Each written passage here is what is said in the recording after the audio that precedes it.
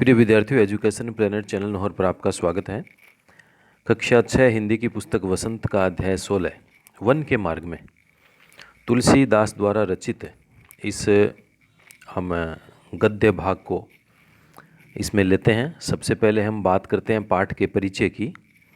तो प्रस्तुत पाठ में जो संकलित तुलसीदास जी के 2 पदों में राम, सीता और लक्ष्मण के वन गमन का वर्णन इसमें किया हुआ है।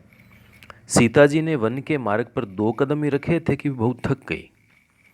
उनके माथे पर पसीने की बूंदें झलकने लगी, उनके होंठ सूख गए।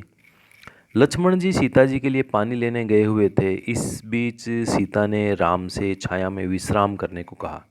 राम समझ गए कि सीता थक गई है, अतः राम ने देर तक बैठकर पैरों से कांटे निकाले। पति का अपने ऊपर ऐसा प्रेम देखकर सीता जी की आंखों में प्रेम के आंसू उमड़ गए। अब हम इस पाठ के सीधे ही प्रश्नोत्तर हम इसमें करेंगे। तो इसका पहला प्रश्न है, नगर से बाहर निकलकर 2 पग चलने के बाद सीता की क्या दशा हुई? तो इसका उत्तर है, नगर से बाहर निकलकर 2 पग अर्थात थोड़ी दूर चलने के बाद सीता जी के माथे पर पसीने की बूंदें झलकने लगी, उनके कोमल होंठ सूख गए, वे शीघ्र ही थक गई। प्रश्न नंबर 2 देखते हैं इसका। अब और कितनी दूर चलना है? पर्णकुटी कहाँ बनाइएगा? किसने किससे पूछा और क्यों? अब और कितना दूर चलना है, पर्णकुटी कहाँ बनाइएगा? ये शब्द सीता जी ने श्री राम से पूछे क्योंकि वे बहुत अधिक थक गई थी। तीसरा प्रश्न है, राम ने थकी हुई सीता की क्या सहायता की? राम ने जब देखा कि सीता थक चुकी है तो वह देर तक बैठकर पैरों से कांटे निकालने का अभिनय करते रहे, जिससे सीता को कुछ देर आराम करने का मौका मिल जाए और उनकी थकान कम हो जाए। प्रश्न नंबर 4, दोनों सवैयों के प्रसंगों में अंतर स्पष्ट करो। देखिए, जो पहले सवैये में वन जाते समय सीता जी की व्याकुलता और थकान का वर्णन है। वे अपने गंतव्य के बारे में जानना चाहती है। पत्नी सीता की ऐसी बेहाल अवस्था देखकर रामचंद्र जी भी दुखी हो जाते हैं, और जब सीता नगर से बाहर कदम रखती है तो कुछ दूर जाने के बाद काफ़ी थक जाती है। उन्हें पसीना आने लगता है और होंठ सूखने लगते हैं। वे व्याकुलता से श्री राम से पूछती है कि अभी और कितना चलना है तथा पर्णकुटी कहाँ बनाना है। इस तरह सीता जी की व्याकुलता को देखकर श्री राम की आंखों में आंसू आ जाते हैं। दूसरे सवैये में श्री राम और सीता की दशा का मार्मिक चित्रण है। इस प्रसंग में श्री राम व सीता जी के प्रेम को दर्शाते हुए कहा गया है कि कैसे श्री राम सीता के थक जाने पर अपने पैरों के कांटे निकालते हैं और सीता जी श्री राम का अपने प्रति प्रेम देखकर पुलकित हो जाती है। प्रश्न नंबर 5 है, पाठ के आधार पर वन के मार्ग का वर्णन अपने शब्दों में करें। उत्तर है, वन का मार्ग अत्यंत कठिन था। यह मार्ग कांटों से भरा हुआ था। उस पर बहुत संभल कर चलना पड़ रहा था। रहने के लिए कोई सुरक्षित स्थान नहीं था। रास्ते में खाने की वस्तुएं नहीं थी। पानी मिलना कठिन था। चारों तरफ सुनसान और असुरक्षा का वातावरण था। अब हम आगे प्रश्न देखते हैं, अनुमान और कल्पना के आधार का ये प्रश्न है।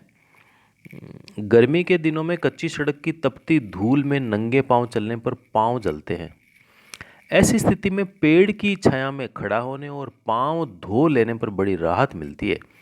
ठीक वैसे ही जैसे प्यास लगने पर पानी मिल जाए और भूख लगने पर भोजन।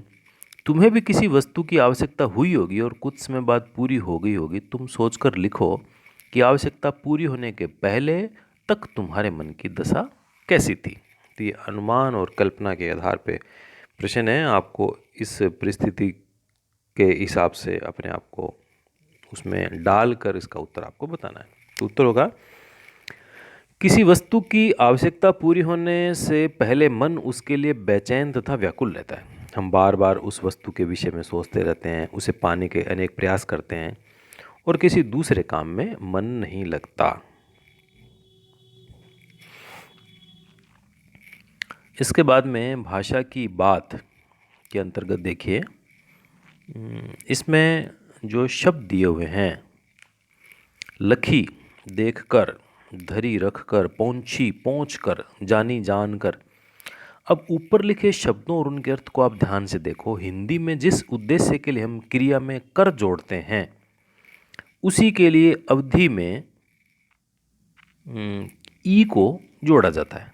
जैसे अवधि में बैठ प्लस ई बैठी, देखिए बैठ प्लस ई बैठी। हिंदी में बैठ प्लस कर बैठ कर। तुम्हारी भाषा या बोली में क्या होता है, अपनी भाषा के ऐसे 6 शब्द लिखो, उन्हें ध्यान से देखो और कक्षा में बताओ।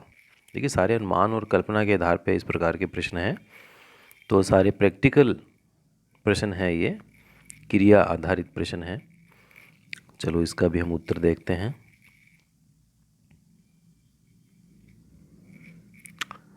मेरी भाषा हिंदी खड़ी बोली है, पर भोजपुरी में निम्नलिखित उद्देश्य के लिए अलग क्रिया के साथ के का प्रयोग करते हैं। जैसे देख कर तो ताक के, बैठ कर बैठ के, रुक कर ठहर के, सोकर सुत के, खाकर खा के, पढ़कर पढ़ के।